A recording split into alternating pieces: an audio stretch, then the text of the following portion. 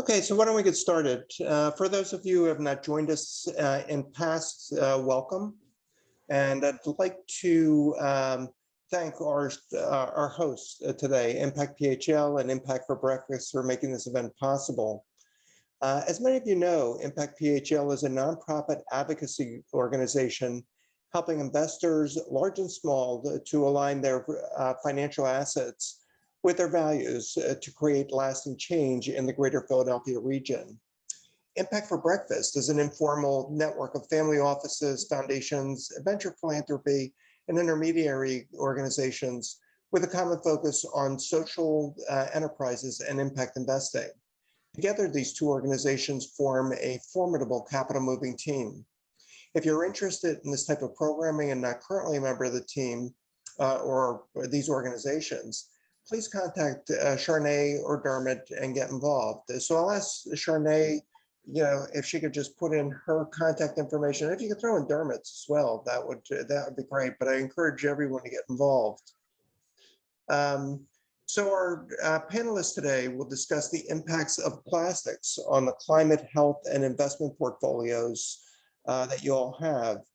So what we'll do is that we'll learn how the expansion of single-use plastics and packaging is threatening our global climate as well as our communities and ecosystems around the world.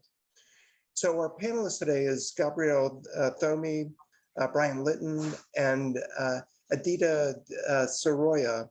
And they'll share their collective experiences and discuss not only the risks in global plastics supply chain, but the related investment opportunities. Gabriel is going to lead us off on this session on educating us on everything you'd want to know, but afraid to ask about plastics. We'd like to also make this program interactive. So if you have questions, please type those in the Zoom chat box and we'll get to those. In respect to everyone's time, we'll end the session promptly at 2 p.m. So let's have some fun, get started. Gabriel? Well, thank you, Michael. It's great to be here, and thank you, Impact Phil. It's wonderful to be invited. I hope you hear me okay. I'm calling in from Austria, where I live, primarily, although sometimes I'm in Washington, D.C. So today we're going to talk about plastics. Well, the first thing you have to ask yourself, what is plastic, right? We don't really have an operating definition for what plastic is that is accepted across sectors, whether that's advocacy, investors, or corporations themselves. We don't have a plug term that says, when I say climate risk, we probably have a pretty good idea what that is. If I say plastics, well, what do you mean? The best definition I've seen is that plastic is a human-made polymer with usually carbon and hydrogen atoms. Now, that means plastic is everywhere in the economy. There is single-use plastic, which is about 40 or 50% of plastic produced globally. But plastics in the medical sector, plastics in the automotive sector, plastics is in, obviously, packaging. So plastics has become a material that we have not thought of, but that we have grown up with as our economies have expanded or less since World War II. Now we have 7 definitions you might be familiar with for plastics. You see the recycling codes. There's recycle code 1, 2, 3, 4. And I'm not going to quiz you, don't worry. I don't think any of us would know what they all are. But you need to know that those codes themselves were created by marketing teams in the 1980s. They were not created by polymer chemists. So even the codes that we think of as this is one category of plastic, it's a second category of plastic, and a third, they do not always overlap. I mean, they're not always segmented in this way.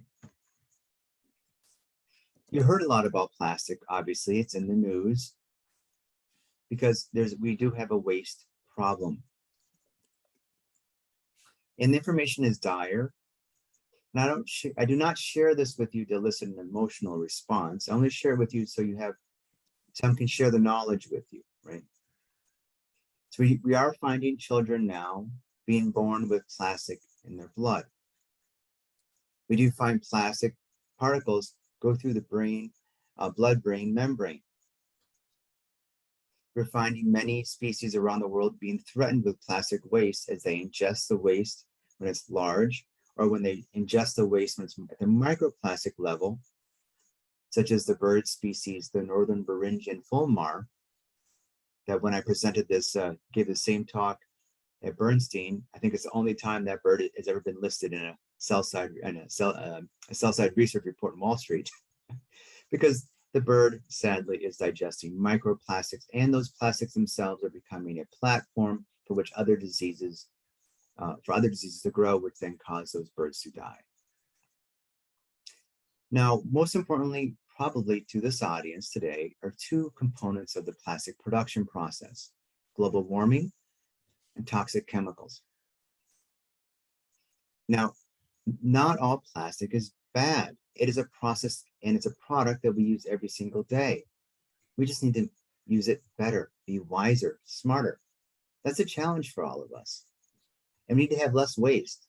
We have two waste experts here who can talk to you a lot about waste options when I'm done talking. But going back to global warming, I bet if I surveyed everybody here, I would doubt that we'd have a consensus understanding that plastic production is 13% of our global greenhouse gas budget up to 2050. In other words, if we want to stay under 2 degrees Celsius, which is consensus scientific opinion of where we need to be to protect ourselves from catastrophic climate risk, but how are we going to mitigate the 13% GHG budget until that time, that is plastics production? Are we going to decrease that budget? The other thing we have to understand is toxic waste. In the plastic production process, which is very complicated, has all sorts of chemicals, benzene, pentane, methane, and all sorts of fun chemicals to talk about that as soon as I mention, we're going to quickly see everybody sign off. Because anytime you mention a word with a penta or a hexa in it and put a carbon at the end, everybody goes to sleep. Many of those production processes release an enormous amount of toxic chemicals into our atmosphere, into our water, into our land. There are US communities today, our neighbors, our friends in the United States, where their cancer risk is 50 times higher, 50, than baseline US rates, because they're living next to plastic production facilities. Plastic serves a good, though. It protects our packaging. It helps us in medical facilities. It lightens our cars that we then can drive have fewer emissions. It lightens our planes that can have fewer emissions. It is 50% of our textiles that we wear. So we have to be wiser with the production of plastic. Now, you've also probably heard about the plastic waste in the ocean. It's rather an incredible circumstance that it's actually quite difficult to do a sample of ocean water right now and not find microplastics in that ocean water, which is plastics at the molecular level. That's how abundant plastic waste is around the world. Now, from a portfolio management perspective, and from an investor perspective, or an impact investor perspective, what's most important is to dialogue with the companies that are are exposed to plastics, whether in production, use, or waste management, and ask them to describe what their pathway is on an annual basis, their trajectory to sustainable plastics. These are people, they really know the business, they have a lot of really good ideas, and they'll be really grateful for your talking to them. One of my clients is Nestle, and that's exactly the conversation we have. What is the pathway to 2030? What's the pathway to 2035 for these discrete, numerous, and very different types of chemicals that we call plastic? Now, a couple further details in the weeds, if you would, today, and then I think I should pass it off to my colleagues. It's important to understand that the plastics production process in the United States includes some surprising details, put it that way. Many petrochemical companies, which produce the feedstock and also produce plastics themselves, are actually issuing industrial revenue municipal bonds. What this means is localities and municipalities in the United States may use their bonding authority, which is limited and capped, to the benefit of these large corporations in the hope of securing well-paid jobs. There are, like, one corporation has over $2 billion of municipal bonds on its books in the United States, one single company.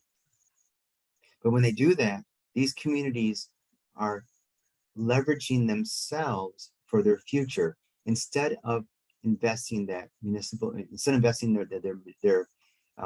discrete and finite municipal bonding options or authority in schools, or in the case of Louisiana and Texas, in climate risk measures to protect themselves from hurricanes, which are only getting worse. They're instead investing in municipal bonds. So I only bring that up so you know that plastics can be analyzed at the sectoral level. There are some idiosyncratic and rather unique components of plastics from a portfolio management perspective. But we could talk actually for a long time about this. And I do have a history of investing plastics presentation online. That is a very long presentation if you wish to listen to it. But obviously, email all of us if you have any questions. Yeah. Thank you. No, thank you very much, Gabriel. And I would say the confusion with me is that if I go back to that movie, The Graduate, and the whisper into the graduate's ears is the just one word: plastics. Yeah. To find out that plastics are 99% consist of carbon, oil, that is not talked about. So this whole carbon-free or fossil-free push actually involves plastic in a big way. So I think it really does. Yeah. Yeah, and just Gabriel's modest, but his background is on the investment side. He's with the CFA Society, the Investment Society of Washington, D.C. He lives in Austria as well, and is known, prominently in this area. I wanted to just pivot to Aditya and to talk about Repurpose Global and about just the significance of plastic free in his business. And if you could tell us a little bit about that and your ties to Philadelphia. Yeah, absolutely. First of all, thank you so much for having us here. And thank you for everyone joining in on this call on a Wednesday afternoon or Tuesday afternoon. And so in general, maybe as a quick introduction, my name is Aditya. You can all call me Adi. I am one of the co-founders of a social enterprise called Repurpose Global.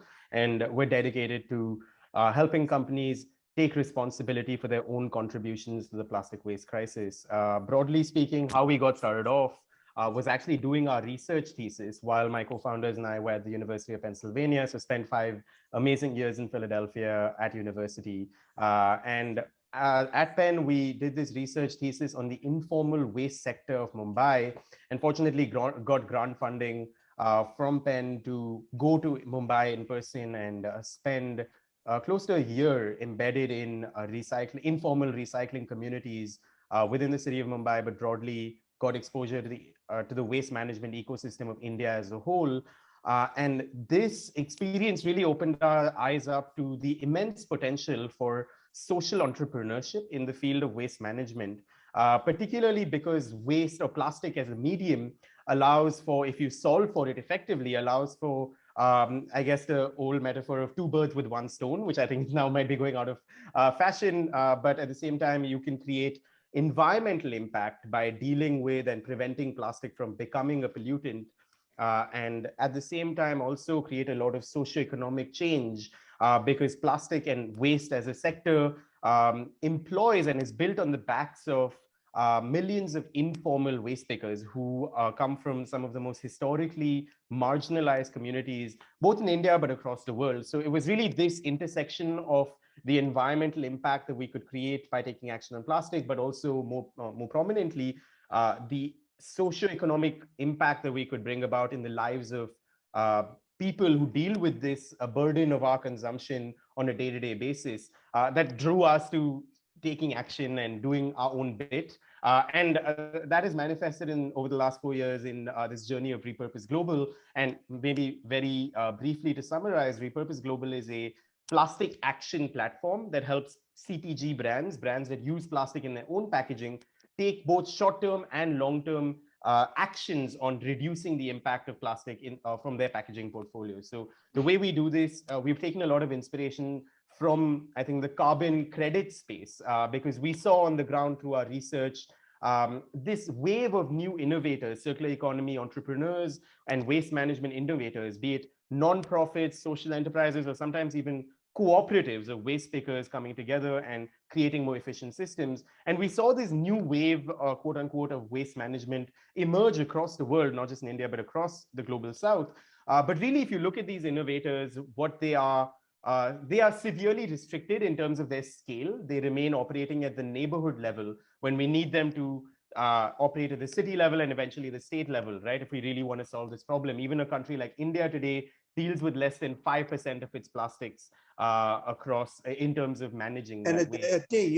you're actually taking the plastics that I'll come to that exactly. So we saw this bottleneck was in terms of inhibiting these existing entrepreneurs and scaling up their work was particularly lack of access to financing. And Gabriel, I'm sure you might have seen this statistic as well, but one particularly depressing statistic our research led us to find was that more money has gone into WeWork as a single startup than the entire history of the recycling startup ecosystem combined over the last 25 years. And in our opinion, that's a clear sign of why we are faced with a society that is unable to deal with the plastic that we put out, because it is simply a sector that we have not allocated financing towards. And so that financing piece, us as Wharton grads who had bothered to look into the realities of the informal waste sector, we thought that that was a really interesting problem for us to try and solve or do our bit to contribute towards. And really that became our entire mission, to mobilize financing in favor of existing waste management solutions that have a proven track record of impact that is also appropriate to their local context, and help them scale up their work through mobilizing more resources in their favor. And so to do this, we do this by taking a lot of inspiration from the carbon credit space. So we've created Repurpose as the world's first and now largest plastic credit platform to help mobilize financing from CPG brands that use plastic in their own packaging in favor of waste management projects across the world, which are pulling out plastic on behalf of these brands from the environment through this vehicle or financial instrument of plastic credits. I'll stop there, Michael, and of course, and is this, just for our audience, to simplify it, is this an investable opportunity for them? So if you look at the carbon credit, you look at, you had talked about investing in organizations as well as these carbon credits. Is that something that you do, or is there other people that do this as well? Yep, we're seeing an industry emerge around plastic credits. I don't mean to bore all of the listeners with the technicalities, but broadly speaking, yes, we as an organization work to structure existing projects on the ground as plastic credit projects, which we then mobilize financing in favor of. So if any of your companies are interested in financing action on plastic waste in a very, I guess, easy to represent way where you can quantify the exact impact of your dollars, we think that plastic credits are a good instrument to do so through. And so, of course, would love to continue the conversation. So what I'm going to do is I'm going to move on to Brian. And then a number of people on this call are investors in United by Blue, which is sustainable clothing. And what was interesting, I know the first time I met Brian and learned about his company, was their what they do, with some of their profits and with their people around this, the waterways, plastics, and so on. So Brian, if you could just tell us what you're doing, and then when you do collect and waste? What do you do with that? And what does that mean to our audience? Where do you do it? Sure. So my name's Brian, founder of United by Blue, and the sort of the 2-minute backstory for United by Blue and what we are, and then how we do it. So I started United by Blue 12 years ago in 2010. I started it at a time when I don't think many people were talking about ocean plastic pollution. It was really early on in, I think, the awareness for even plastics being an issue in the ocean. I'd say that was right around, well, to give context to the time frame, it was right around the BP oil spill. So that happened in 2010. That was more of the concept of like, oh, this is the issue of pollution in the ocean, is this big oil spill. I said, hey, we got all this plastic. I grew up in and around the ocean in Southeast Asia. So my background is basically, I love the aquatic side of the oceans. And that's what drew me to wanting to have this mission and start this business. Is I grew up with 30 fish tanks in my bedroom. I was like a biology fish geek. And the one thing that when you raise fish, especially, I was raising some really high value fish and breeding them and selling them back to the pet stores and fish stores. And, you needed clean water, period. And so when you go to the ocean and you have an opportunity to scuba dive or even just go to a beach and you see plastic, that correlation as a fish guy was like, this doesn't work. This doesn't make sense. So that's very rudimentary, but that's why I started United by Blue. Is I wanted to protect the oceans and waterways from plastic pollution, because I knew just from my very entrepreneurial infancy that was an issue that I wanted to address. Now, how I address it and how we address it over the last 12 years has evolved. Early on, it was purely community-based cleanups, and that's getting people together to go out to rivers and oceans to basically pick up trash. That is still a very powerful, both brand building activity, but also it is a powerful activity in the sense that it is where you get families involved, you get communities involved. A lot of times people don't even realize how much trash and how much waste is in their local waterways. I think it's like, 80% of all humans live within 10 miles of a waterway. And so everybody has the access to these waterways and access to the ocean, but very, very few recognize just how much plastic is in their own backyard. And when you actually go to these areas and you bring people out, that's a very powerful means. Since we've sold a lot more product, we sell over 1 million units of product a year now. So we have to scale beyond community cleanups. And that means that we've also expanded to address plastic pollution through illegal dump site cleanups. So large scale illegal dump site cleanups, which is a huge issue in all parts of the world, but basically trash is an expense. So to manage trash is not, it's not free, although you put it out on your street in Philadelphia and it gets picked up. Granted, there's all sorts of expenses and costs associated with managing trash. So in many areas, it's easier for people to just throw it away into a place where it's going to go out of sight, out of mind, which is usually a riverbank or the ocean. So we address those areas. We work with municipalities, we work with nonprofits, we work with even like construction companies and do large scale cleanups that even have commercial machinery that comes out, and we can remove 100,000 pounds of trash in some of these cleanups. And then more recently, we've also started to fund passive cleanup efforts, which is using river booms to basically trap the trash as it's floating out through canals and streams and smaller waterways to basically keep the flow of floatable trash out into the ocean. And that is, an upfront investment of the equipment and the setup, and then a management side of it to basically to remove that trash on a weekly basis from those collections. So our mission, I didn't really dive into this, but our mission is to remove a pound of trash for every product that we sell. So essentially, United by Blue, really early on in this sort of 1-for-1 movement of, sell a product and do something with the proceeds. For us, we were inspired by what was early happening with some of the people that were giving away product, like a Tom Shoes or a Warby Parker, restoring people's eyesight. The difference between those models, which are donation based, is the correlation to actually going out and picking up trash is not exactly tied to the actual product, but it is tied to the consumer. So the consumer that loves the oceans and loves nature and loves the waterways is the same product that is the same consumer we're selling these products to. Usually outdoor oriented consumers that want to see change in the world and want to use their purchasing power to do that.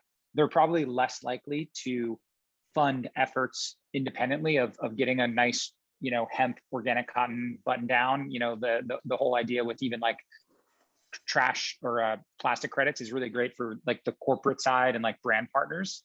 But then down to the consumer side, the consumer really wants to buy things and wants to consume, but they want to consume in a responsible way. And by giving them an opportunity to consume and get great product, but also have an impact on the planet in a positive way is really important. Then lastly, I'll just say, all of this the mission is all good, but only if the company itself is run responsibly and sustainably, because we could be creating more trash than we're even removing, and creating all sorts of issues. So we're not only are we a B corporation, but we're climate neutral, which is we offset all of our carbon, and then we also we're plastic free in our supply chain. And just this week, we actually announced that we can confidently say that our e-commerce business is running entirely plastic free.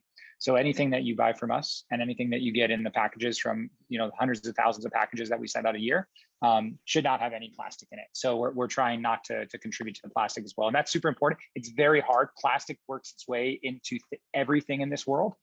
Even just like last week, as an example, we got some reports of plastic tape being used on our boxes because the warehouse ran out of the craft tape. So these things happen, and it's just how prevalent plastic is and how dependent we are on plastic in all sorts of ways. Oftentimes in single-use capacities that really are the biggest issue, in my opinion. It's not the use of plastic for things that are important, like long-term use items or anything like that, but it's the single-use plastic that we got to address. Yeah, and thank you for the background there, and thank you for the work that you're doing. Brian's based in Philadelphia, so if we just look at this, and I just turned to you, Gabriel, and I know in going through that presentation that you spoke of, there was one slide in there that's kind of stuck out at me. It was about Philadelphia and the greater Philadelphia area, and I'm just wondering how, and this is a concentration of plastic production in our area. And I was just wondering if you could tell us a little bit about any of the largest employers in the greater Philadelphia area, whether it's the City of Philadelphia Board of Pensions, University of Pennsylvania, Comcast, Vanguard, and anyone on, and how they're impacting plastic production and use in our area.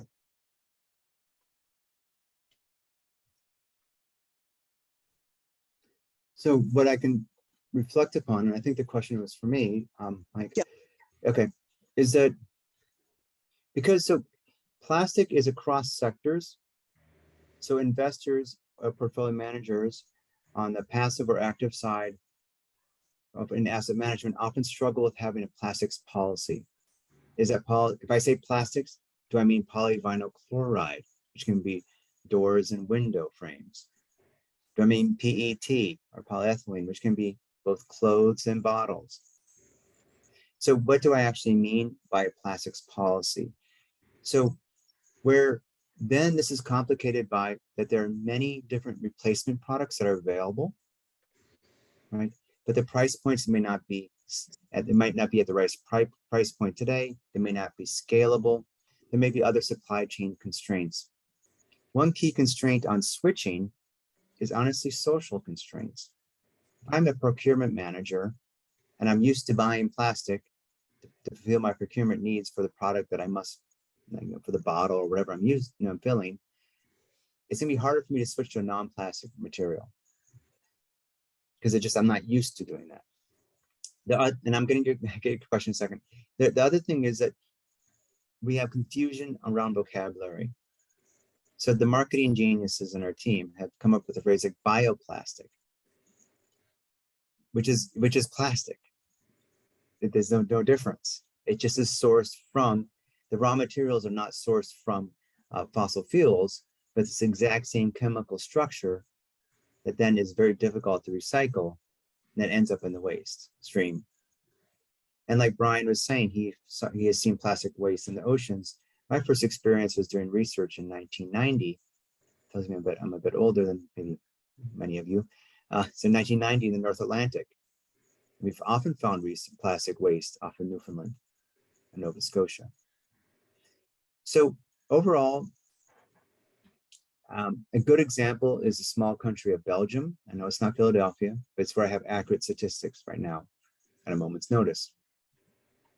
Belgium has about 350,000 people involved in the petrochemical and plastic sector. Belgium is the largest per capita petrochemical sales country in the world. And Belgium has some of the most, some of the areas of Europe that have the highest quantity of toxic chemical releases, which is a proxy for healthcare risks and cancer. So we still haven't solved how to solve for plastics because of the summarize, because we don't have an operating definition. Two, they're very different products like polyvinyl chloride, polypropylene, polyethylene. We have manipulation of our, of our markets by calling things bioplastic or other names, but it's still plastic. It still ends up in the waste stream. The things that we can do to collect plastic at the segregation level before it goes to waste management is confusing. In the US, we have 91,000 municipalities and each has its own plastics recycling policy. Which bin do you use? I don't know. I mean, it sounds stupid, but the bins are all different colors all over the country. In some places you can do one recycling, other places you can't do the other. It's very confusing. But what about Philadelphia and in particular? Do you know anything that is going on? So, but we do find, the Philadelphia Chemical Works, that's not the right name, was producing plastics for a long time. That's now in receivership and is no longer producing plastic. But you do have a lot of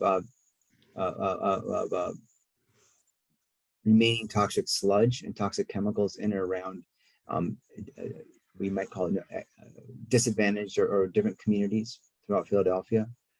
And that's where we have, when you look at zip codes and census blocks, you find issues of environmental justice are literally embedded within plastic production in the United States.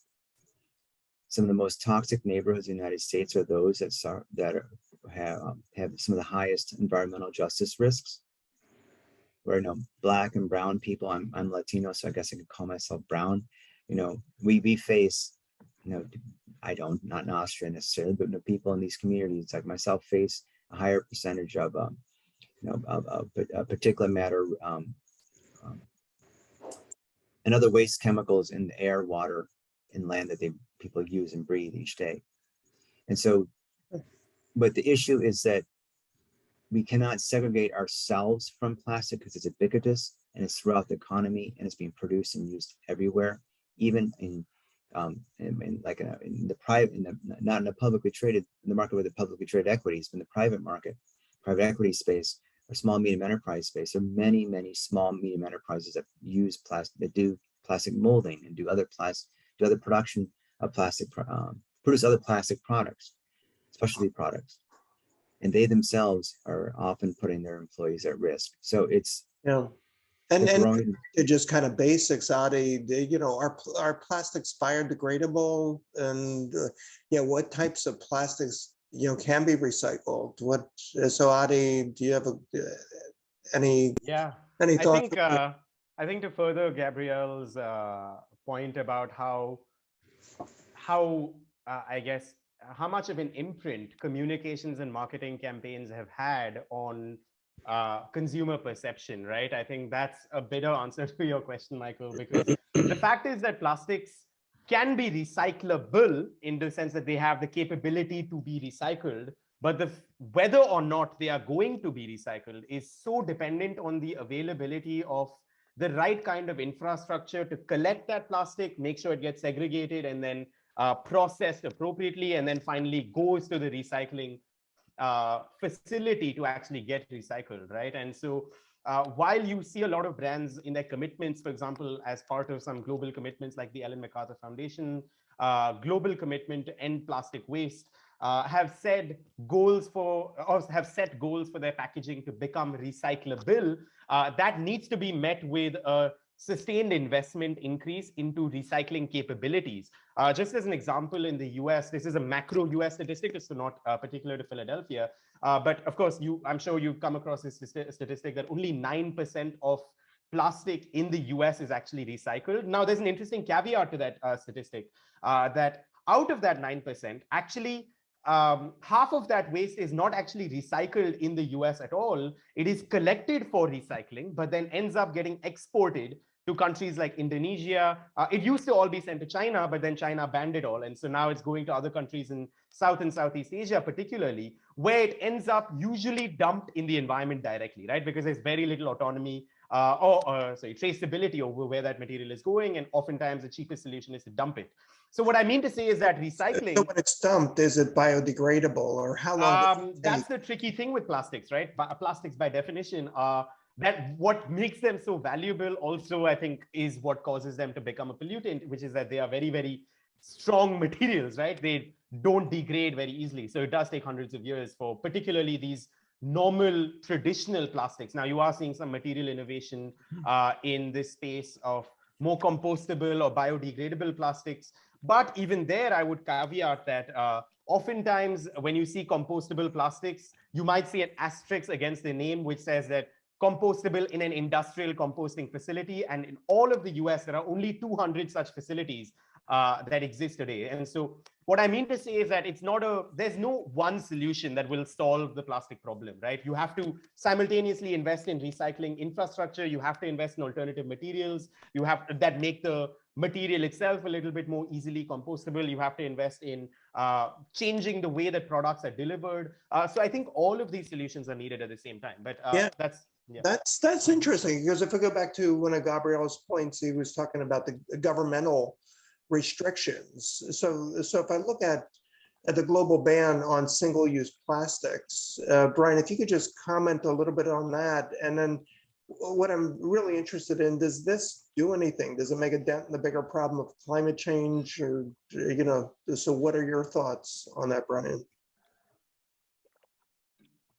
Yeah, I think the challenge with banning single-use plastics is that the infrastructure and the logistics and everything that is developed around moving product from point A to point B currently oftentimes requires plastics. And a good example of this and what we've done to try to counteract this is we work with major retailers like REI, Target, Kohl's, Whole Foods, all of these guys.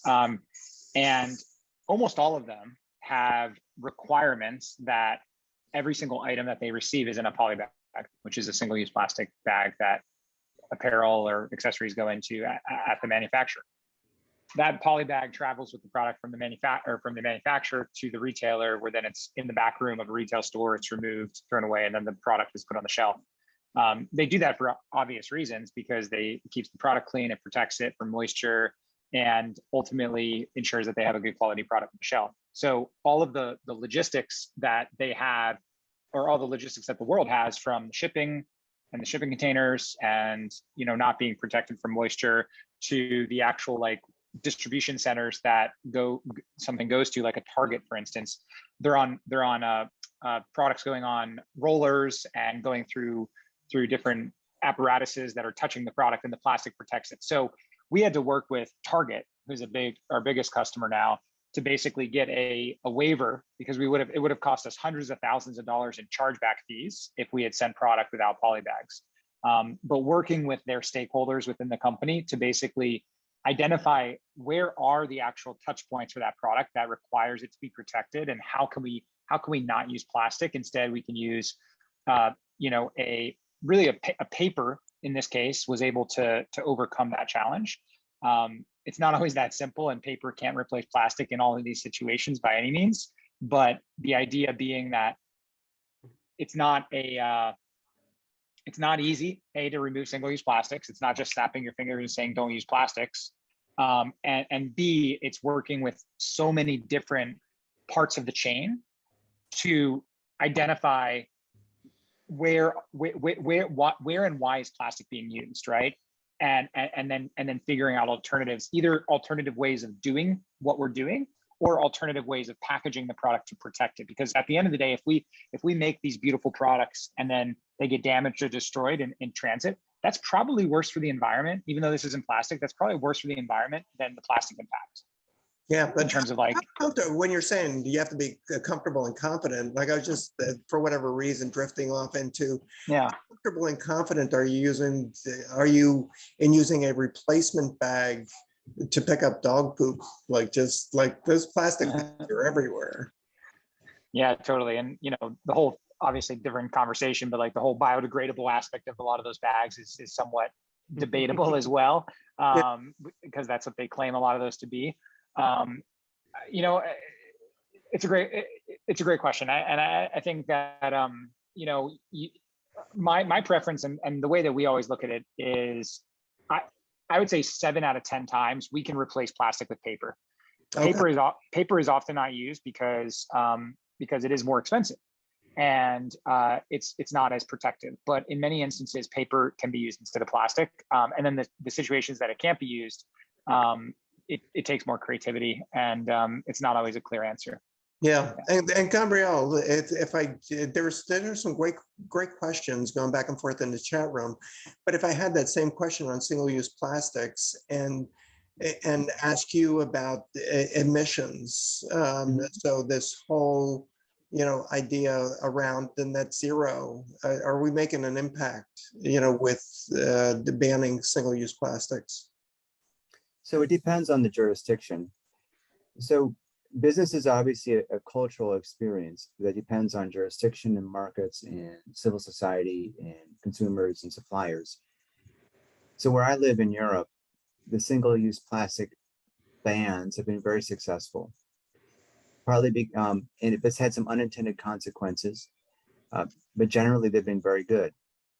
Interestingly, the EU Chemical Trade Association, CFIC, which is equivalent to the ACC in the United States, very much supports these policies. And I'm in the process of putting some of their research documents on the chat box. Okay. So CFIC, so here in Europe, you have the large chemical names such as BASF, MOL, many others, supporting the transition towards sustainable plastics at a EU 27 level that addresses all the discrete and very specific details. It's like, can I do in molding for blow molding? So I have a bottle, instead of wrapping that bottle like a Pepsi bottle with a Pepsi wrap, can I just use that same, can I do the molding of the label on that bottle? Mm-hmm. That makes that bottle significantly more recyclable, right? Because now you only have one type of plastic, unless depending on the label on the bottle top that's being used. So there are things like that. It's designing products for remanufacturing. Nestle has an Institute for Packaging Science that's specifically working on that. And that includes like the type of if you think of a Happy Baby, they're very successful. They're one of the largest baby food sellers in Target. They came out with selling baby food in a plastic bag, right? And that was one of their competitive advantage. So, you can do that type of thing. Reducing the quantity of chemicals that are used in labeling. So the packaging itself is much more recyclable. Now we have mechanical recycling, which can work depending on the context and how clean the packaging is that's in the recycling waste stream. And then you also have chemical recycling, which depends on the context. In some cases may work, other cases may not work. So we have to be suspicious of solutions, but yet aggressively look for solutions, because some of the solutions that we do see being deployed, like such as refill and reuse that are now deployed in my country, are actively decreasing emissions. Now I mentioned that there was a caveat. Can you imagine that taking hold in the United States? Oh yeah. We used to have refill and reuse in the United States. People used to refill your soda bottle. I remember my grandparents doing that. Is it true that Coca-Cola is the number one offender, Pepsi number 2 with plastics? I would defer to Aditya, but I think so. Yeah, they're definitely both companies in the top 10. Again, you're the conglomerate that represents each Coca-Cola and PepsiCo, I guess. they own several plastic using brands, right? So yes, definitely amongst the top 10. I'm not sure about the exact ranking. So is anyone using bioplastics, or does that even make sense, Adi or or what are the advancements in the recycling industry that we should know about? Yeah, I think several innovations that are coming on the horizon, right? In terms of, I'll start with recycling innovations that we're seeing, and then move upstream to the material itself.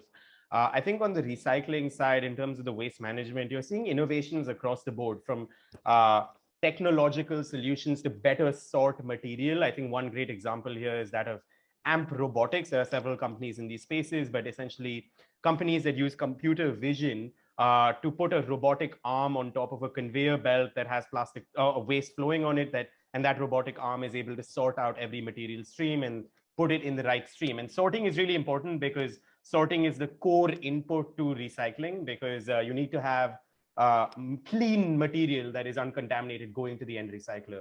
So several innovations that you're seeing in the waste management space like that. Particularly at the end of life, you're seeing recycling end destinations that are coming up, as Gabriel mentioned, like chemical recycling that can break down polymers into the composite monomers. What that means is basically you can take materials that are difficult to recycle from a mechanical recycling perspective, but then break those plastics down into their, I guess, chemical components, so that you can then newly make products from those. That's an exciting domain for sure. But again, like, is going to require a lot of sustained investment in the infrastructure for scaling this up over the next 10 to 15 years.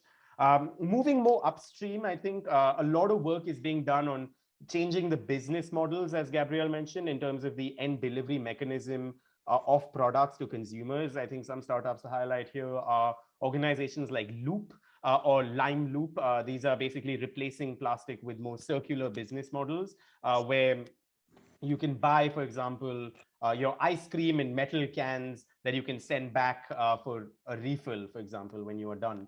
And then moving all the way upstream, you see, of course, a lot of material science that is being done to replace or find alternative materials that have, I guess, the benefits of plastic, but without its downsides. And this includes some of the work that Brian was talking about using paper and adhesives more innovatively to replace single-use plastics, but also just changing up the type of material that is used, new materials that are being invented. For example, some that I've seen that are particularly promising are materials derived from hemp fibers, for example, which are particularly durable as well. So you're seeing innovation across the spectrum, Michael, is what I wanted to point out for the audience here. But one thing that I do want to point out is that maybe as a perspective from my end is what you often see in civil society or in the conversations from advocacy organizations is that they critique any of these solutions that is, I guess, not breaking free from plastic immediately. And I think that is something that we need to emphasize as a society, is that we need to aim for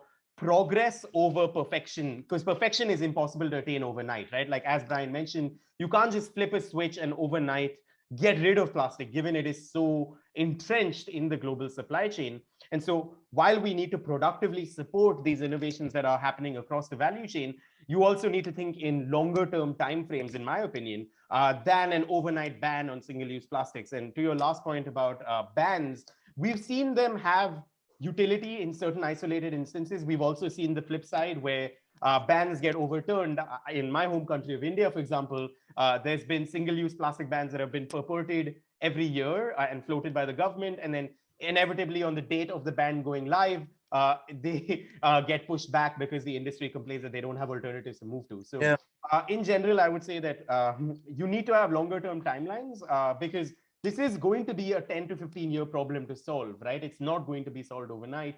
And so I'll stop there with that speech. Yeah, no, thank you. And then has anyone, there's some great, conversations going back and forth in the chat box with Colm. And I know Christian had asked a question about a couple of funds, or identified a couple of funds, Circuit Capital in Singapore and Closed Loop Partners in New York City. Is anyone familiar with any of those entities? Yeah, I know Closed Loop very well. I can put their contact details in here. Okay. Yeah.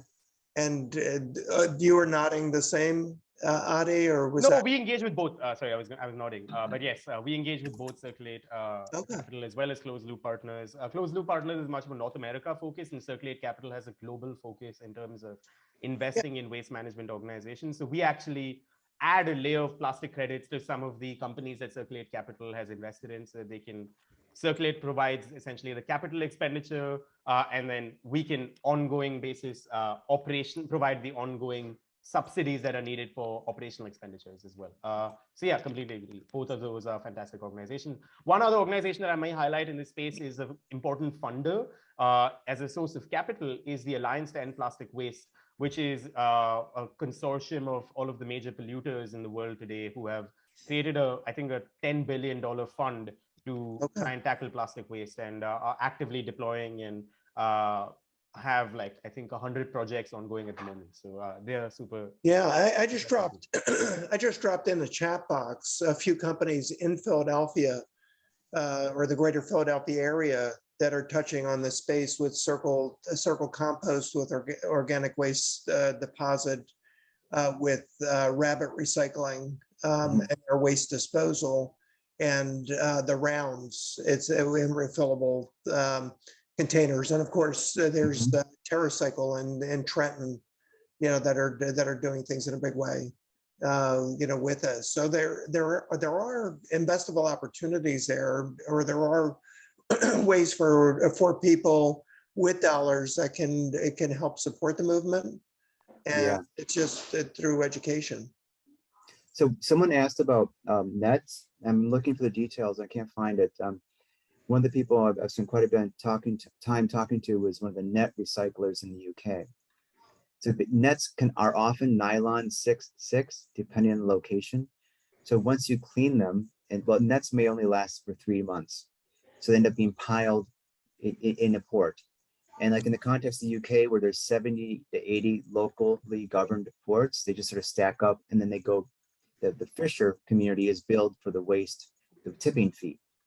So the economics there is, can you decrease that tipping fee by taking that net? But what happens is you don't want to then have to ship the net. Now, Net Your Problem does ship nets to get recycled. That Nicole Baker does a really good job doing that. In the UK, what they have a net recycling solution that's in a container. It's a 40 by 20 foot container, but it's only for nylon 6/6. And out of that, a discrete set of products come out. So then what happens, you can put the container in the port, it will recycle the nets into other products, right? Okay. And I guess you've seen that, Brian, too, when you look at the ocean and you look at just the remnants of commercial fishing, there. Yeah, there's a lot of consumer activity right now with nets. There's a company that Patagonia invested in years ago called Vireo, which is made a line of polyester yarns out of recycled fishing nets that Patagonia now has. Like, you can buy board shorts and hats from Patagonia that use that product in it. They started with hard plastic, so it's something that plastics into like hard plastic products, but then getting it into like quality garments like clothing requires product that's not been degraded in the environment as much. And that's maybe just a note on that. The challenge with recycling ocean plastic pollution is the degradation of the polymer with UV radiation and just the being in the environment. So a lot of this plastic that we find, that we collect, has had limited reuse abilities, at least in applications like that we want to use it for, like making polyester yarns. Anyways, I think it's interesting. The net stuff has definitely become a consumer attention point. I think consumers and brands specifically have found that telling the net story is really interesting. I think it's, oftentimes with consumer products, because that's my focus, it's all about where's the story touch point. And I think that's worked well with nets. Yeah, and I saw Jessica Provinsky is on this particular Zoom meeting, and I know that, Brian, you're familiar with Stroud Research Center and Westchester. So We have something right in our backyard, the Freshwater Water Research Center called Stroud, that is, from what I've been told, the #2 quoted organization in the world on freshwater research, and it's Right. located right in Westchester. Yeah, so Jessica, if you could just put in the chat box your contact information, for folks that want to learn more, that would be helpful. So I know we're just going to wrap up in a couple of minutes. I just want to mention too that our next event is on August 9th at 1 o'clock, and this kind of touches in an area that you're familiar, Brian. It's on sustainable fashion. And so we have Marcy Soroff and Nina Theron and Steph Stevenson, will be featured. So I want everyone to sign up for that. But I also want to end this particular session and just get any last thoughts from you all. So if you want to jump in and just tell me what you think the takeaway for the audience would be. And this is a group of also investors, that have dollars to deploy and where they should do so.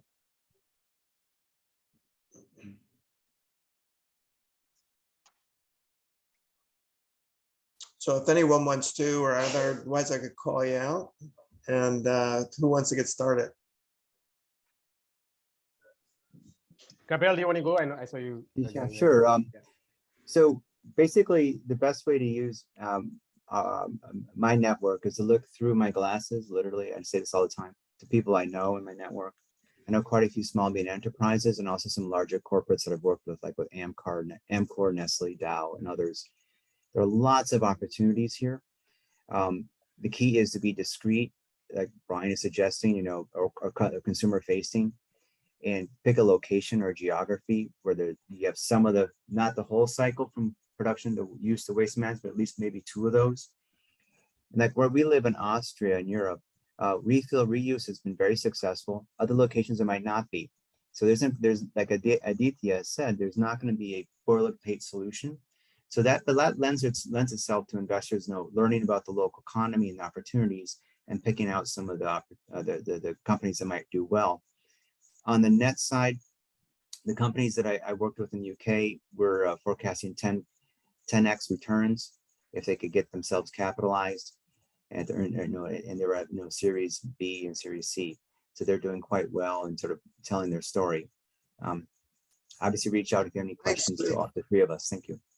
Yeah, thanks, Gabriel. And Adi, any closing thoughts? Yeah, just one last thought from me. First of all, I think it's amazing to see a group of investors and professionals from the finance sector, I guess, with capital to deploy, assembling on a webinar about plastic. I think that is heartening to see in and of itself. But in general, I think the circular economy is going to be one of the major new industries that emerges from how we get rid of this, I guess, wasteful linear economy and move to a more circular business models. And in that, there are, of course, a lot of opportunities for investment. In my opinion, in general, the waste management space has been severely underinvested in, and there's a lot of both regulatory as well as industry headwinds for that sector, as all major brands in the world that use virgin plastic today are switching to incorporate recycled content in their packaging mandatorily by their own commitments, and as well as government regulation. And so investing in this space, I think in whatever capacity you find, will be, in my opinion, of course, impactful, but also I think has a potential for a lot of financial upside. So thank you for joining, everyone. And if you want to reach out, I'll drop my contact details in. Okay. And Brian, you have the last word. I think this is a topic that it was mentioned early on in the first few minutes about how, like, you talk about polymers, eyes can roll back and people can fall asleep. And I think that my sort of learned from 12 years of being in this space is that storytelling and connecting with people, whether or not it's, regardless of how you're approaching this, it's the storytelling and the emotional connection to nature and the natural world that is really what this is all about. Yes, it's about climate change and everything like that, but the more we can connect this story to what people truly love and care about, which is, there's very few people that can say, I don't love, like, the beauty of the ocean or the beauty of sea life or the beauty of all of this. So I think, and one of the things that I'm challenging United by Blue to do better, and one of our shortcomings over the last, I think, few years, handful of years, especially with COVID, was we got a little bit robotic with our messaging around this, and we didn't have as much emotional storytelling that I'd like us to have. And so that's something I'm working on. I'm challenging our organization on is telling better stories and connecting with consumers in a better way. And I think that no matter how you're looking at this space, storytelling and that connection to the natural world is ultimately where real change is going to happen. Okay. Well, thank you. Thank you, Brian. Thank you, Gabrielle and Adi.